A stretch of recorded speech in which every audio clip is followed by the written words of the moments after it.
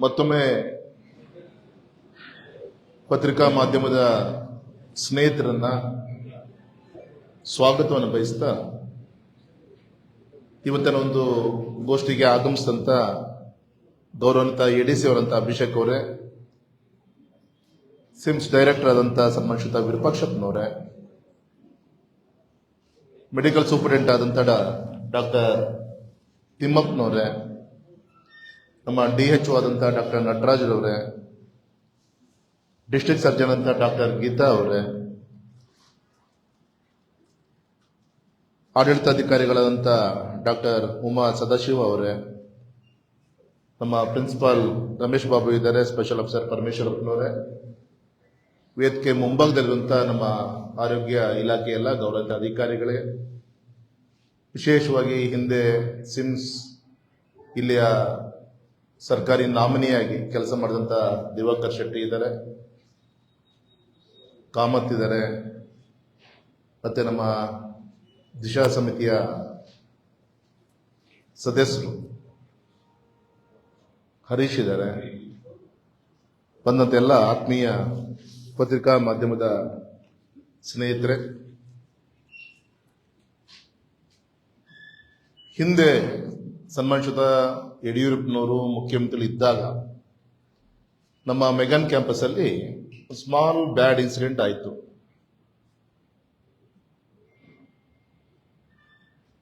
ಸಣ್ಣದ ರೀತಿಯಲ್ಲಿ ಮುಗಿದೋಯ್ತು. ಸ್ಮಾಲ್ ಅಂತ ಹೇಳಲಿಕ್ಕೆ ತಮಗೆಲ್ಲರೂ ಕೂಡ ಗೊತ್ತಿದೆ. NICU ನಿಯೋನ್ಯಾಟಲ್ ಇಂಟೆನ್ಸಿವ್ ಕೇರ್ ಯೂನಿಟ್, ನವಜಾತ ಶಿಶುಗಳ ತೀವ್ರ ನಿಗಾ ಘಟಕ, ಎಲೆಕ್ಟ್ರಿಕಲ್ ಶಾಕ್ ಸರ್ಕ್ಯೂಟ್ ಆಗಿ ಫೈರ್ ಆಗತ್ತೆ. ಆ ಸಂದರ್ಭದಲ್ಲಿ ಆ ಯೂನಿಟ್ ಸಮೇತ, ಮಕ್ಕಳು ಸಮೇತ ಆಂಬ್ಯುಲೆನ್ಸ್ ಅಲ್ಲಿ ಇನ್ನೊಂದು ಹಾಸ್ಪಿಟಲ್ ತೆಗೆದುಕೊಂಡು ಹೋಗಿ ಒಂದು ಮಗು ಕೂಡ ತೊಂದರೆ ಆಗದ ರೀತಿಯಲ್ಲಿ ಇದೇ ನಮ್ಮ ಅವತ್ತಿನ ಮೆಗನ್ ಹಾಸ್ಪಿಟಲ್, ನಮ್ಮ ಮೆಡಿಕಲ್ ಕಾಲೇಜಿನ ಡಾಕ್ಟರ್ಸ್ಗಳು, ಅಧಿಕಾರಿಗಳು ಜೀವವನ್ನು ಉಳಿಸುವಂತ ಒಂದು ಪ್ರಯತ್ನವನ್ನು ಮಾಡಿದ್ರು. ಸೊ ಆ ಸಂದರ್ಭದಲ್ಲಿ ಕೂಡ ತಲೆ ಇತ್ತು. ಮತ್ತು ಬೇರೆ ಬೇರೆ ಪ್ರೈವೇಟ್ ಹಾಸ್ಪಿಟಲ್ಸ್ಗೆ ಹೋದಾಗ ನಮ್ಮ ಶಿವಮೊಗ್ಗ ಈ ಒಂದು ಆಸ್ಪತ್ರೆಗೆ ಇಷ್ಟು ದೊಡ್ಡ ಸಂಖ್ಯೆಯಲ್ಲಿ ನಮ್ಮ ಶಿವಮೊಗ್ಗ ಹೊರತಾಗಿ ಪಕ್ಕದಲ್ಲಿ ದಾವಣಗೆರೆ, ಚಿತ್ರದುರ್ಗ, ಚಿಕ್ಕಮಗಳೂರು ಹೊರಗಡೆಯಿಂದ OPDಗಳು, ಪೇಷಂಟ್ಸ್ಗಳು ದೊಡ್ಡ ಸಂಖ್ಯೆಯಲ್ಲಿ ಇಲ್ಲಿಗೆ ಬರ್ತಾ ಇದ್ದಾರೆ. ಸೊ ಈ ದೃಷ್ಟಿಯಿಂದ ಅವತ್ತು ಅಥವಾ ಈಗಿರುವಂತ 30 ಬೆಡ್ಗಳ NICU ಏನಿದೆ ಇದನ್ನ ಹೆಚ್ಚಿಗೆ ಮಾಡಬೇಕು ಅಂತ ಹೇಳಿ ನಮ್ಮ CO ಆದಂತ ಹೇಮಂತ್ ಇರ್ಬೋದು, ನಮ್ಮ ಡೈರೆಕ್ಟರ್ ಅಂತ ವಿರೂಪಾಕ್ಷಪ್ಪನವರು, ತಿಮ್ಮಪ್ಪನವರು ನಮಗೆ ಪದೇ ಪದೇ ಹೇಳ್ತಾ ಇದ್ರು. ಸೊ ಆ ದೃಷ್ಟಿಯಿಂದ ಬೇರೆ ಬೇರೆ ಕಾರಣಕ್ಕೆ ಗೌರವಿತ ಫೈನಾನ್ಸ್ ಮಿನಿಸ್ಟರ್ ನಿರ್ಮಲಾ ಸೀತಾರಾಮನ್ ಜಿ ಅವರನ್ನ ಪಾರ್ಲಿಮೆಂಟ್ ಅಲ್ಲಿ ಮೀಟ್ ಮಾಡಿದಾಗ ಹಾಗೆ ಕೇಳಿದಾಗೆ, ಫೈನಾನ್ಸ್ ಮಿನಿಸ್ಟರ್ ಇದ್ರಿ, ನಿಮಗೆ ನಿಮ್ಮ ಕೈಲೇ ಎಲ್ಲದೂ ಕೂಡ ಇದೆ, ಅಂದ್ರೆ ಈ ಬಾರಿಯ ನಿಮ್ಮ ಟೋಟಲ್ ನಿಮ್ಮ MP ಲ್ಯಾಡಿನ 5 ಕೋಟಿಯನ್ನ ನನಗೆ ಕೊಟ್ಬಿಡಿ ಅಂತ ತಮಾಷೆ ಮಾಡಿದೆ. ಅದು ಸೀರಿಯಸ್ ಆಗಿ ತಗೊಂಡ್ರು. ಸರಿ, ನೀನು ಏನು ಹೇಳ್ತೀಯ ಅದನ್ನ ಮಾಡೋಣ ಅಂತಾನು ಕೂಡ ಹೇಳಿದ್ರು. ಅವಾಗ ZPCUಗೆ ಅಲ್ಲಿಂದ ಡೆಲ್ಲಿವರೆಗೆ ತಿಮ್ಮಪ್ಪನವ್ರಿಗೆ ಮಾತಾಡಿದಾಗೆ, ಸೊ ಇಲ್ಲಿ ಏನು ಅವಶ್ಯಕತೆ ಇದೆ ಅಂತ ಹೇಳಿದಾಗ, ಇನ್ನೊಂದು ಈ ರೀತಿಯಂತ ಒಂದು ನಿಯೋನಾಟಲ್ ಇಂಟೆನ್ಸಿವ್ ಕೇರ್ ಯೂನಿಟ್ ಇನ್ನೊಂದು 30 ಬೆಡ್ಸ್ ಬೇಕು ಅಂತ ಹೇಳಿ ಇವ್ರು ಹೇಳಿದಾಗೆ, ಯೋಗ ದೇವರ ಆಶೀರ್ವಾದದಿಂದ ಕೊಟ್ಟಂತ ಮನವಿಗೆ ಕೇವಲ ಒಂದೇ ವಾರದಲ್ಲಿ ಸ್ಪಂದನೆ ಕೊಟ್ಟು ಆ ಸಂಪೂರ್ಣವಾದಂತ 5 ಕೋಟಿ ಅನುದಾನವನ್ನ ನಮ್ಮ ಶಿವಮೊಗ್ಗದ, ಅದು ವಿಶೇಷವಾಗಿ ಈ ಒಂದು ನವಜಾತ ಶಿಶುಗಳ ತೀವ್ರ ನಿಗಾ ಘಟಕಕ್ಕೆ ಕೊಟ್ಟಂತ ಗೌರವಿತ ನಿರ್ಮಲಾ ಸೀತಾರಾಮನ್ ಜಿ ಅವರಿಗೆ, ಫೈನಾನ್ಸ್ ಮಿನಿಸ್ಟರ್ಗೆ ನಮ್ಮ ಶಿವಮೊಗ್ಗದ ಕ್ಷೇತ್ರದ ಪರವಾಗಿ ಮತ್ತೆ ನಮ್ಮ ಇಲ್ಲಿಯ ಅಧಿಕಾರಿಗಳ ಪರವಾಗಿ ಹೃದಯಪೂರ್ವಕ ನಾನು ಅಭಿನಂದನೆಯನ್ನು ಈ ಸಂದರ್ಭದಲ್ಲಿ ತಿಳಿಸ್ತಾ ಇದ್ದೇನೆ. ಆಲ್ರೆಡಿ ಆದೇಶ ಕಾಪಿ ಬಂದಾಗಿದೆ. RDPRಗೆ ಇದನ್ನ ವರ್ಕೌಟ್ ಮಾಡಲಿಕ್ಕೆ ಟೆಂಡರ್ ADC ಅವರು ಮುಂದುವರಿಯುವಂತ ಒಂದು ಕೆಲಸವನ್ನ ಮಾಡಿದ್ದಾರೆ. ವಿಶೇಷವಾಗಿ ಇಲ್ಲಿ 2 ಹಂತ, ಒಂದು ಇನ್ಸ್ಟ್ರೂಮೆಂಟ್ಸ್, ಇನ್ನೊಂದು ಇನ್ಫ್ರಾಸ್ಟ್ರಕ್ಚರ್ ರಿಲೇಟೆಡ್ 60 ಲಕ್ಷನ 60 ಲಕ್ಷ ಸಿದ್ದರಾಮಯ್ಯ ಅವರು ಕೊಟ್ಟಿದ್ದಾರೆ. ಇನ್ನು 4,40,00,000ವನ್ನ ಈ ಇನ್ಸ್ಟ್ರೂಮೆಂಟ್ಸ್ಗಳಿಗೆ ಅಂತೇಳಿ ಪರ್ಚೇಸ್ ಮಾಡಲಿಕ್ಕೆ ಈ ಹಣವನ್ನು ಕೊಟ್ಟಿದ್ದಾರೆ. ಹಾಗಾಗಿ ಈ ಆ ಪ್ರೋಸೆಸ್ ಅನ್ನು ಕೂಡ ಈಗ ಆಲ್ರೆಡಿ ಶುರು ಮಾಡಿದ್ದಾರೆ. ತಮಗೆ ಗೊತ್ತಿರ್ಬೋದು NICU ಎಷ್ಟು ಕ್ರಿಟಿಕಲ್ ಅನ್ಲಿಕ್ಕೆ, ನಮ್ಮ ICUಗಿಂತ ಸೂಕ್ಷ್ಮ ಇದು. ಯಾಕೆಂದ್ರೆ ಆಗ್ತಾನೆ ಆ ನವಜಾತ ಕೊಟ್ಟಿದಂತ ಮಕ್ಕಳು ಆ ಸಂದರ್ಭದಲ್ಲಿ ಕೇರ್ ತೆಗೆದುಕೊಂಡಿಲ್ಲ ಅಂದ್ರೆ ಈ ಒಂದು ಪ್ರಕೃತಿಯಿಂದನೇ ಮತ್ತೊಮ್ಮೆ ದೇವರು ಕೊಟ್ಟಂತ ಜನ್ಮ ಮತ್ತು ವಾಪಸ್ ಹೋಗ್ಬಿಡುತ್ತೆ. ಹಾಗಾಗಿ ತುಂಬಾ ಸೂಕ್ಷ್ಮವಾಗಿರುವಂತ ಈ ಪ್ರೀ ಮೆಚೂರ್ ಬೇಬೀಸ್ ಇರ್ಬೋದು, ಲೋ ಬರ್ತ್ ವೆಯ್ಟ್ ಇರುವಂತ ಮಕ್ಕಳಿರ್ಬೋದು, ಅವರಿಗೆ ವಿಶೇಷವಾದಂತ ಒಂದು ಕೇರ್ ಅನ್ನ ತೆಗೆದುಕೊಳ್ಬೇಕಾಗತ್ತೆ. ಸೊ ಈ ದೃಷ್ಟಿಯಿಂದ ಇಂಥ ಒಂದು ಸೂಕ್ಷ್ಮವಾದಂತ ಒಂದು ಕ್ಷೇತ್ರಕ್ಕೆ MP ಲ್ಯಾಡ್ ಅಲ್ಲಿ 5 ಕೋಟಿ ರೂಪಾಯಿನ ಅವರಿಗೆ ಕನ್ವಿನ್ಸ್ ಆಯಿತು. ನಾವು ಕೇಳಿದಂತ ಪ್ರಾಜೆಕ್ಟ್ ಏನಿದೆ, ತುಂಬಾ ಜನ ಕೇಳಿರ್ತಾರೆ, ಆದರೆ ನಾವು ಕೇಳಿದ ಪ್ರಾಜೆಕ್ಟ್ ಅವರಿಗೆ ಕನ್ವಿನ್ಸ್ ಆಯಿತು. ಒಂದು ಪುಣ್ಯದ ಕೆಲಸ ಅಂತ ಅನಿಸ್ತು. ಹಾಗಾಗಿ ಈ ವರ್ಷದ ಸಂಪೂರ್ಣ ಹಣವನ್ನ ನಮಗೆ ಕೊಟ್ಟಿದ್ದಾರೆ ಅಂತೇಳಿ ಇವತ್ತು ಅಭಿಮಾನಪೂರ್ವಕವಾಗಿ ನಾನು ಹೇಳಲಿಕ್ಕೆ ಇಚ್ಛೆ ಪಡ್ತಾ ಇದ್ದೀನಿ. ಸೊ ಇದ್ರ ಮುಖಾಂತರ 30 ಹಾಸಿಗೆಗಳ NICU ನಿರ್ಮಾಣ ಆಗುತ್ತೆ. ಒಂದು ಆಧುನಿಕವಾದಂಥ ವೈದ್ಯಕೀಯ ಉಪಕರಣಗಳು ಕೂಡ ಪ್ರೊವೈಡ್ ಇದರಿಂದ ಮಾಡ್ತಾರೆ ಅಂತ ಕೂಡ ಈ ಸಂದರ್ಭದಲ್ಲಿ ನಾನು ಹೇಳ್ತೀನಿ. ಇದರಿಂದ ವಿಶೇಷವಾಗಿ ನಮ್ಮ ಗ್ರಾಮೀಣ ಕುಟುಂಬಗಳಿಗೆ ಅನುಕೂಲ ಆಗುತ್ತೆ. ಯಾಕಂದ್ರೆ ಪ್ರೈವೇಟ್ ಹಾಸ್ಪಿಟಲ್ ಅವ್ರಿಗೆ ಕಾಸ್ಟ್ಲಿ ಆಗುತ್ತೆ. ಸರ್ಕಾರದ ಏನೇ ಸ್ಕೀಮ್ ಇದ್ರೂ ಕೂಡ ಆ ಮೆಡಿಕಲ್ ಎಕ್ಸ್ಪೆಂಡಿಚರ್ನ ಬೇರ್ ಮಾಡಲಿಕ್ಕೆ ಕಷ್ಟ ಆಗೋಂಥ ಸಂದರ್ಭದಲ್ಲಿ ಇನ್ನೊಂದು 30 ಬೆಡ್ ನಮಗೆ ಹೆಚ್ಚಿಗೆ ಆಗ್ತಾ ಇರೋದು ಇನ್ನೂ ಹೆಚ್ಚಿಗೆ ಒಳ್ಳೆ ಒಂದು ಸರ್ವಿಸ್ ಕೊಡೋಕ್ಕೆ, ಮತ್ತು ವಿಶೇಷವಾಗಿ ಪ್ರತಿ ಮಕ್ಕಳ ಶಿಶುಗಳ ಒಂದು ಆರೋಗ್ಯಕರವಾದಂಥ ಅವರಿಗೆ ಆರಂಭ ಏನಾಗುತ್ತೆ ಅದು ಅವ್ರ ರೈಟ್ಸ್. ಅದು ಜನ್ಮ ಕೊಟ್ಟಾದ್ಮೇಲೆ ಒಂದು ಆರೋಗ್ಯಕರವಾದಂಥ ಒಂದು ಆ ಮಗುಗೆ ಏನೇನು ಫೆಸಿಲಿಟೀಸ್ ಪ್ರೊವೈಡ್ ಮಾಡಬೇಕು, ಅದು ಆಗ್ತಾನೆ ಹುಟ್ಟಿದಂಥ ಮಕ್ಕಳ ಒಂದು ರೈಟ್ಸು ಕೂಡ ಹೌದು. ಹಾಗಾಗಿ ಆ ರೈಟ್ಸ್ ಅನ್ನ, ಹಕ್ಕನ್ನ ಕಾಪಾಡುವಂತ ಒಂದು ಮಹತ್ವದ ಒಂದು ಹೆಜ್ಜೆ ಈ ಒಂದು NICU ಮುಖಾಂತರ ನಮ್ಮ ಡಾಕ್ಟರ್ಸ್ಗಳು ಮಾಡ್ತಾರೆ ಅಂತೇಳಿ ಇವತ್ತು ಅಭಿಮಾನ ಪೂರ್ವಕ ನಾನು ಹೇಳಲಿಕ್ಕೆ ಇಚ್ಛೆ ಪಡ್ತೇನೆ. ಎರಡನೇದು, ನಮ್ಮ ಶಿವಮೊಗ್ಗದ ಶಾರದಾ ಅಂಗವಿಕಲರ ಒಂದು ಕೇಂದ್ರ ಏನಿದೆ, ಅಲ್ಲಿಗೆ solar energy corporation of India ಅವ್ರಿಗೆ ಒಂದು ಲೆಟರ್ ಕೊಟ್ಟಿದ್ದೆ ನಾನು. CSR ಫಂಡ್ ಅಲ್ಲಿ ಏನಾದ್ರು ಒಂದು ಪ್ರೊವೈಡ್ ಮಾಡಿ ಅಂತ ಹೇಳಿ. ಅಲ್ಲಿ ಅವ್ರಿಗೂ ಕೂಡ ಇನ್ನಿದು ಬ್ರೇಲಿ ಡಿವಿಸಸ್ ಸೆಲ್ಫ್ ಲರ್ನಿಂಗ್ ಡಿವಿಸಸ್, ಅವರಿಗೆ ಅಂಗವಿಕಲಿಗೆ ಕಣ್ ಕಾಣಲ್ಲ, ಕಿವಿ ಕೇಳಲ್ಲ. ಸೊ ಆ ರೀತಿ 23 ಲಕ್ಷ ರೂಪಾಯಿಯನ್ನ ನಮ್ಮ solar energy corporation of India ಹಣವನ್ನ ಸ್ಯಾಂಕ್ಷನ್ ಮಾಡ್ತಾ ಇದ್ದಾರೆ. ಆ ಎಕ್ವಿಪ್ಮೆಂಟ್ಸ್ಗಳು ಕೂಡ ಪ್ರೊವೈಡ್ ಮಾಡ್ತಾರೆ. ನಿಮ್ಮನ್ನೆಲ್ಲ ಕರ್ಕೊಂಡು ಆ ಅಂಗವಿಕಲರ ಜೊತೆಗೆ ಧೈರ್ಯ ತುಂಬಂತ ಕಾರ್ಯವನ್ನು ಕೂಡ ಬರೋದ್ರಲ್ಲಿ ಮಾಡೋಣ ಅಂತ ನಾನು ವಿನಂತಿಯನ್ನು ಕೂಡ ಈ ಸಂದರ್ಭದಲ್ಲಿ ಮಾಡ್ತೀನಿ. ಮೂರನೇದು, ONGC ಕಂಪ್ನಿ ಒಂದು ರಿಕ್ವೆಸ್ಟ್ ಮಾಡ್ಕೊಂಡಿದ್ದೆ, ಯಾವುದೇ ರೀತಿಯಲ್ಲಿ ಹೆಲ್ಪ್ ಮಾಡಿ ಅಂತೇಳಿ. ಅವರು 1,000 ಗ್ರಾಮಗಳಿಗೆ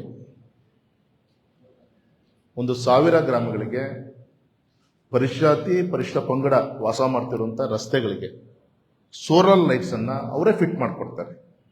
ಸೊ ಅದಕ್ಕೆ ಗ್ರಾಮಗಳನ್ನು ಕೂಡ ಫೈನಲ್ ಮಾಡಿದ್ದೀನಿ. ಪ್ರಪೋಸಲ್ ಕೂಡ ರೆಸ್ಪೆಕ್ಟೆಡ್ ಇಲ್ಲಿಯ ಡಿಸ್ಟ್ರಿಕ್ಟ್ ಅಡ್ಮಿನಿಸ್ಟ್ರೇಷನ್ ಇಂದ ಕಳಿಸಬೇಕಾಗಿತ್ತು, ಕಳಿಸ್ಕೊಟ್ಟಿದ್ದೀನಿ. ಅದು ಕೂಡ ಸ್ಯಾಂಕ್ಷನ್ ಆಗಿದೆ.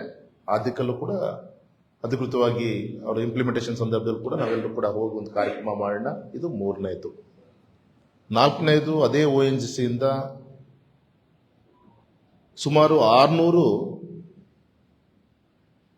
ಹೊಲಿಗೆ ಮಿಷನ್ಗಳನ್ನು ಹೆಣ್ಮಕ್ಳಿಗೆ ಕೊಡ್ಲಿಕ್ಕೆ, ಅದು ಈ ಬಾರಿ ಅದನ್ನ ಬೈಂದೂರು ಕ್ಷೇತ್ರಕ್ಕೆ ಆದ್ಯತೆ ಕೊಟ್ಟಿದ್ದೀನಿ.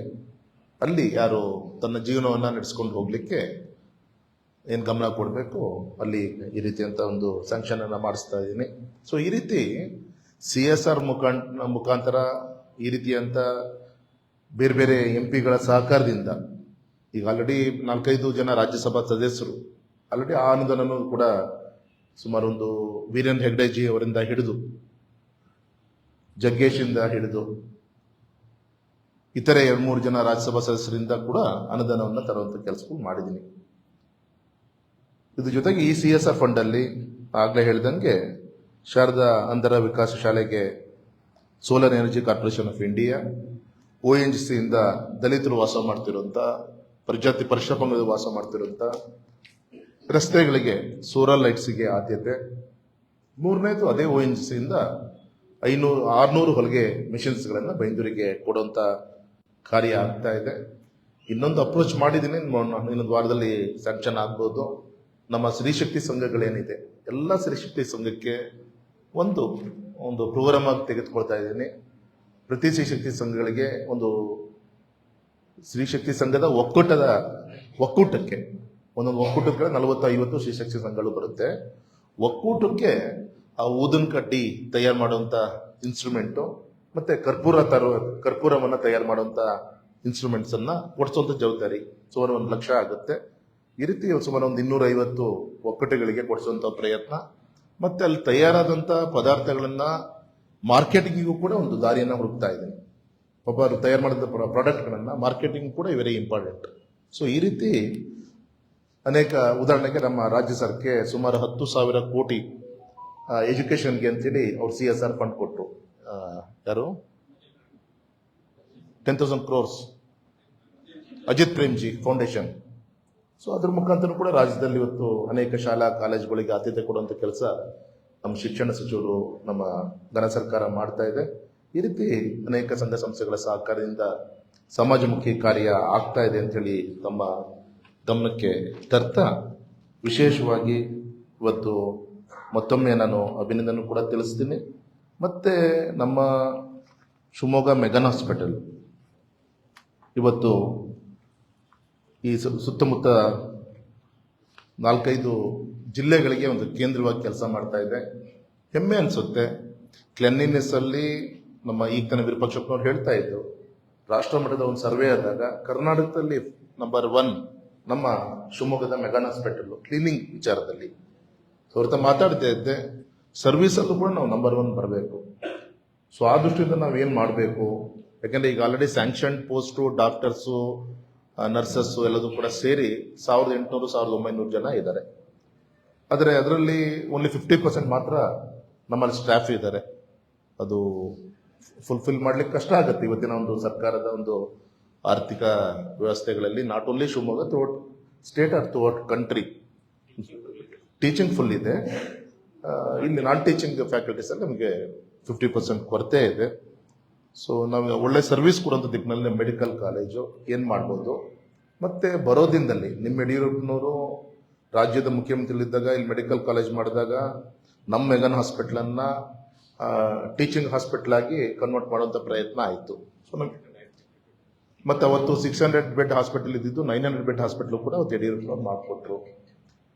ಈಗ ಅವಕಾಶ ಇದೆ ಸರ್ಕಾರಕ್ಕೆ. ನಾನು ಕೂಡ ಸಂಬಂಧಪಟ್ಟಿರುವಂತ ರಿಕ್ವೆಸ್ಟ್ ಮಾಡ್ತೀವಿ, ಇನ್ನೊಂದು ಜಿಲ್ಲಾ ಆಸ್ಪತ್ರೆಯನ್ನ ಇಲ್ಲಿ ಪಕ್ಕದಲ್ಲಿ ಎಲ್ಲಾದ್ರೂ ಕೂಡ, ಉದಾಹರಣೆಗೆ ಫ್ರೀಡಮ್ ಪಾರ್ಕ್, ಅಲ್ಲಿನ ಜೈಲನ್ನು ಹೊರಗಡೆ ಶಿಫ್ಟ್ ಮಾಡಿ ನಾವು ಫ್ರೀಡಮ್ ಪಾರ್ಕ್ ಮಾಡಿದ್ದೀವಿ. ಹಾಗೆ ಇಲ್ಲೇ ಪಕ್ಕದಲ್ಲಿ ಫಾರೆಸ್ಟ್ ಡಿಪೋ ಇದೆ, ಆ ಮರನ ತುಂಬಿಕೊಂಡ್ಲಿಕ್ಕೆ ಅಷ್ಟು ವ್ಯಾಲ್ಯೂಬಲ್ ಪ್ಲೇಸ್ ಅನ್ನ ಫಾರೆಸ್ಟ್ ಡಿಪಾರ್ಟ್ಮೆಂಟ್ಗೆ ಎಲ್ಲ ಹೊರಗಡೆ ಕೊಟ್ಟು ಅಲ್ಲಿ ಜಿಲ್ಲಾ ಆಸ್ಪತ್ರೆ ಮಾಡ್ಲಿಕ್ಕೂ ಕೂಡ ಚೆನ್ನಾಗಾಗುತ್ತೆ. ಸೊ ಈ ದೃಷ್ಟಿಯಿಂದ ರಾಜ್ಯ ಸರ್ಕಾರ ಇವರು ಕೂಡ ನಮ್ಮ ಜಿಲ್ಲಾ ಆಡಳಿತದಿಂದ ಕೂಡ ರಿಕ್ವೆಸ್ಟ್ ಮಾಡ್ತಾರೆ, ನಾವು ಕೂಡ ರಿಕ್ವೆಸ್ಟ್ ಮಾಡ್ಕೊಂತೀವಿ.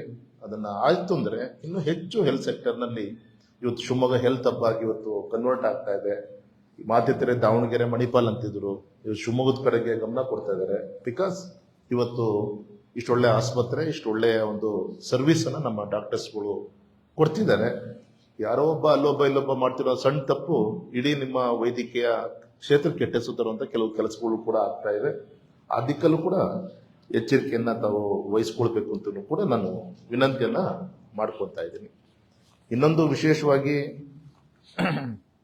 ಕೇಂದ್ರ ಸರ್ಕಾರ ಇಡೀ ಪ್ರಪಂಚದಲ್ಲಿ ಆಯುಷ್ಮಾನ್ ಭಾರತ್ ಇಷ್ಟೊಂದು ಒಂದು ದೊಡ್ಡ ಒಂದು ಇನ್ಶೂರೆನ್ಸ್ ಒಂದು ಕಾರ್ಯಕ್ರಮ 5 lakhs ಒಂದೊಂದು ಫ್ಯಾಮಿಲಿಗೆ ಪರ್ ಪೇಷಂಟ್ ಪರ್ ಇಯರ್ ಇವತ್ತವರಿಗೆ ಹೆಲ್ತ್ ಅನುಕೂಲ ಸಿಗ್ತಾ ಇರೋದು ನೀವು ನೋಡ್ತಾ ಇದ್ದೀರಿ.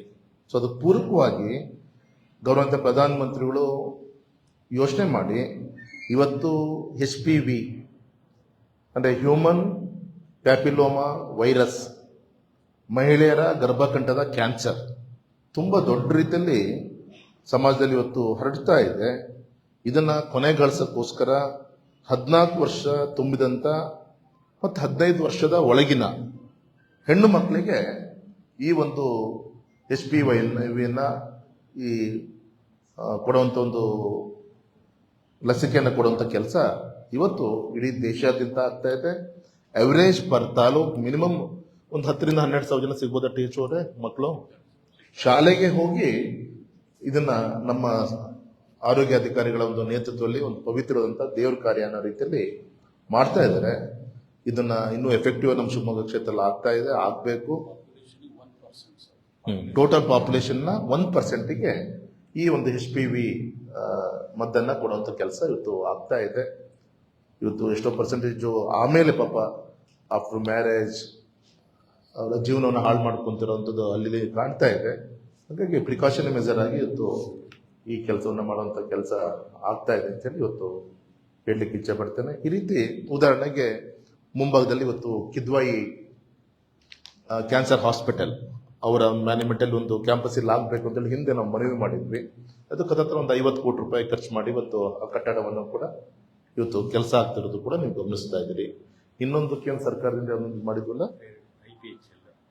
IPHL ಲ್ಯಾಬ್, ಅದು ಸುಮಾರು ಒಂದು 2 ಕೋಟಿ ಖರ್ಚು ಮಾಡಿ ಇನ್ನೊಂದು critical care block 50 bedded hospital central government ಇಂದ ಕೋವಿಡ್ ದೃಷ್ಟಿ ಇಟ್ಕೊಂಡು ಅವತ್ತು ನಾವು ಸ್ಯಾಂಕ್ಷನ್ ಮಾಡಿಸಿದ್ವಿ, 60 ಕೋಟಿ ಸ್ಯಾಂಕ್ಷನ್ ಮಾಡಿದ್ವಿ. ಆ ಕಟ್ಟಡ ಕೂಡ ಆಗಿದೆ. ಅಂದ್ರೆ ಈ ರೀತಿ ಇವತ್ತು ಹೆಲ್ತ್ ಕೇರ್ ವಿಚಾರದಲ್ಲಿ ಶಿವಮೊಗ್ಗ ದೊಡ್ಡ ಹೆಜ್ಜೆಯನ್ನ ಇಡ್ತಾ ಇದೆ. ಜನರಿಗೆ ಅನುಕೂಲ ಆಗಬೇಕು, ಬೇಸಿಕ್ ನೀಡ್ ಸಿಗಬೇಕು ಅಂತೇಳಿ ಎಲ್ಲ ರೀತಿಯ ಪ್ರಯತ್ನಗಳು ಆಗ್ತಾ ಇದೆ ಅಂತ ಈ ಸಂದರ್ಭದಲ್ಲಿ ಹೇಳ್ತಾ, ಮತ್ತೊಮ್ಮೆ ನಾನು ವಿಶೇಷವಾಗಿ ಈ ಒಂದು ಅಭಿವೃದ್ಧಿಯ ಆರೋಗ್ಯ ಕ್ಷೇತ್ರದ ಅಭಿವೃದ್ಧಿಗೆ ಇನ್ನೊಂದು ಶಕ್ತಿ ತುಂಬುವಂತ ಕಾರ್ಯವನ್ನ ಗೌರವಿತ ಕೇಂದ್ರ ಸಚಿವರಂತ ನಿರ್ಮಲಾ ಸೀತಾರಾಮನ್ ಅವರು ಮಾಡಿದ್ದಾರೆ. ಮತ್ತೊಮ್ಮೆ ನಮ್ಮ ಕ್ಷೇತ್ರದ ಪರವಾಗಿ ನಾನು ನಿಮ್ಮೆಲ್ಲರ ಪರವಾಗಿ ನಾನು ಕೃತಜ್ಞತೆಯನ್ನು ಈ ಸಂದರ್ಭದಲ್ಲಿ ತಿಳಿಸ್ತೇನೆ. ವಿವಿಧ ಅಭಿವೃದ್ಧಿ ಕಾರ್ಯಕ್ರಮಗಳ ಬಗ್ಗೆ ಸಾಕಷ್ಟು ಮಾಹಿತಿಗಳನ್ನ ತಿಳಿಸ್ತಾ, ವಿಶೇಷವಾಗಿ ಮಾನ್ಯ ಸಂಸದರ ಒಳಮನಸ್ಸು ಅಂತ ಹೇಳ್ತಾರೆ, ಮನಸ್ಸಿನಲ್ಲಿ ಒಳಮನಸ್ಸು ಅಂತಹ ಒಂದು ನಿರಂತರ ಮನಸ್ಸಿನಿಂದ ನಮ್ಮ ಶಿವಮೊಗ್ಗ ಕ್ಷೇತ್ರ ಒಂದು ನಿಮಿಷ ಅಭಿವೃದ್ಧಿಯನ್ನ ತರ್ತಾ ಇದ್ದಾರೆ. ಮಾನ್ಯ ಸಂಸದರಿಗೆ ಶಿವಮೊಗ್ಗ ಜಿಲ್ಲೆಯ ಪರವಾಗಿ ಅನಂತ ಧನ್ಯವಾದಗಳನ್ನು ತಿಳಿಸ್ತಾ, ಮಾನ್ಯ ನಿರ್ದೇಶಕರು ಒಂದು ನಿಮಿಷ ಅವರೇನು ಪ್ರಶ್ನೆ ಕೇಳ್ತಾರೆ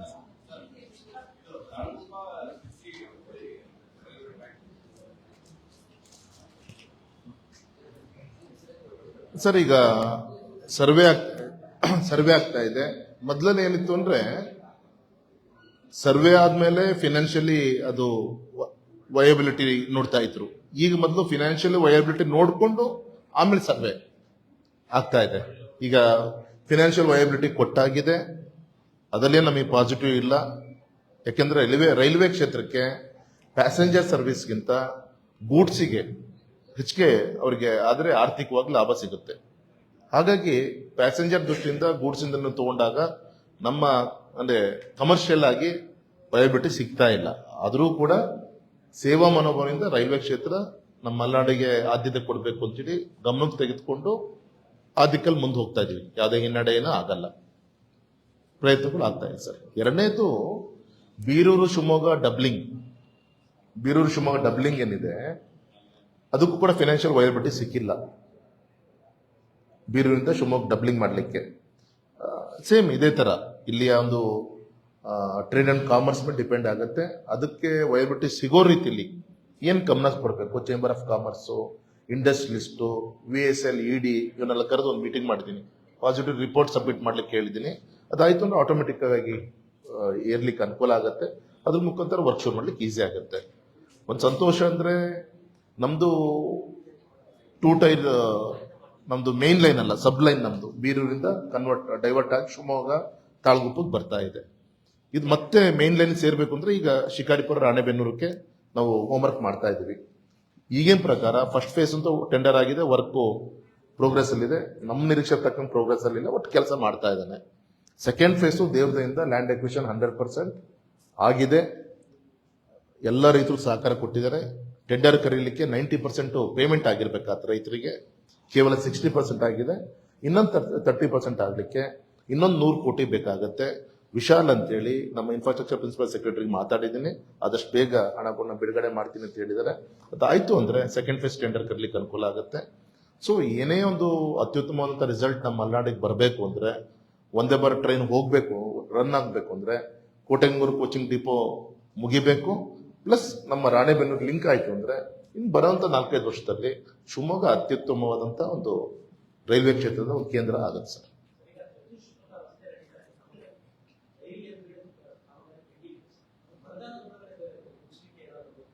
ಸರ್ ಹೇಳ್ತಿದ್ದಲ್ಲ ಸರ್, ಈ ರಾಜ್ಯ ಸರ್ಕಾರ ಕೈ ಜೋಡಿಸ್ಬೇಕು. ಏನಾಗಿದೆ ಅಂದ್ರೆ ಮಲಗೋಪದಲ್ಲಿ ಭೂಮಿ ಬಿಟ್ಕೊಡಕ್ಕೆ ಜನ ಯಾರು ರೆಡಿ ಇಲ್ಲ. 40-50 ವರ್ಷದಿಂದ ಮನೆ ಕಟ್ಕೊಂಡಿದ್ದಾರೆ.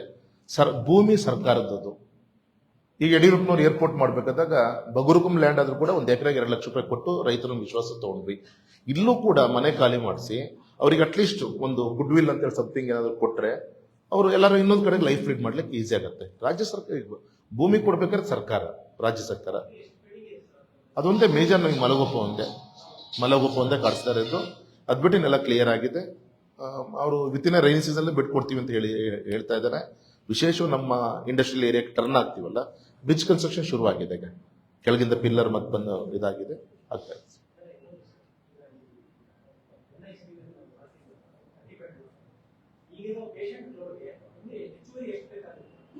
ನಮಗೆ ಇನ್ನೂ 30 ಬಂದ್ರು ಕಮ್ಮಿನೇ. ಇಲ್ಲಿಗೆ ಅಪ್ ಟು 100 ಬೇಕಾಗಬಹುದು ನಮಗೆ. ಇಲ್ಲಿಗೆ ಅದು ತಕ್ಕಂತ ಸ್ಟಾಫ್ ಬೇಕಾಗುತ್ತೆ, ಇನ್ಫ್ರಾಸ್ಟ್ರಕ್ಚರ್ ಬೇಕಾಗುತ್ತೆ. ನೋಡಿ ಹಂತ ಬರುವಂತದ್ದಲ್ಲಿ ಸರ್ಕಾರ ಸಹಕಾರ ಮಾಡ್ಬೋದು. ಹಳೆ ಬಿಲ್ಡಿಂಗ್ ಅಲ್ಲೇ ಅಲ್ವಾ ಸರ್? ಹಳೆ ಬಿಲ್ಡಿಂಗ್ ಅಲ್ಲಿ ಈಗ ಆಲ್ರೆಡಿ ಏನಲ್ಲಿ 30 ಬೆಡ್ ಇದೆ. ಅದಕ್ಕೆ ಅಟ್ಯಾಚ್ ಆಗಿ ನಮ್ಮ ವಿರೂಪಾಕ್ಷಪ್ಪನವ್ರು ಇನ್ನೊಂದು ರೂಮ್ ತೋರಿಸಿದ್ರೆ ಅದ್ರ ಪಕ್ಕನೆ ಮಾಡ್ತಾರೆ ಸರ್.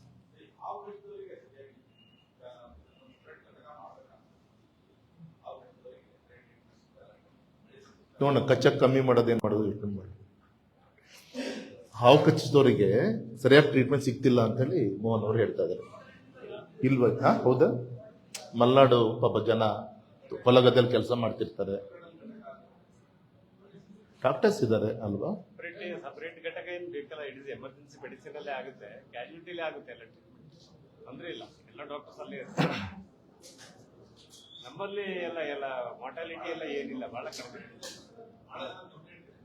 ಇಲ್ಲ, ನಮ್ಮಲ್ಲಿ ಸ್ಟೇಟ್ಮೆಂಟ್ಗೆ ಎಲ್ಲ ಫ್ರೀ ಆಫ್ ಕಾಸ್ಟ್ ಆಗುತ್ತೆ. ಎಲ್ಲ ಒಂದ್ ತಕ್ಷಣ ಎಲ್ಲ ಕನ್ಸಲ್ಟೆಂಟ್ಸ್ ಇರ್ತಾರೆ. ಇಲ್ಲ ಪ್ರಾಬ್ಲಮ್ ಇಲ್ಲ ಬಿಡಿ, ಸ್ಟೇಟ್ಮೆಂಟ್ ಮಾತ್ರ ಪ್ರಾಬ್ಲಮ್.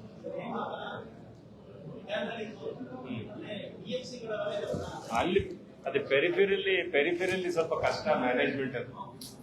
ಅದು ಏನಂದ್ರೆ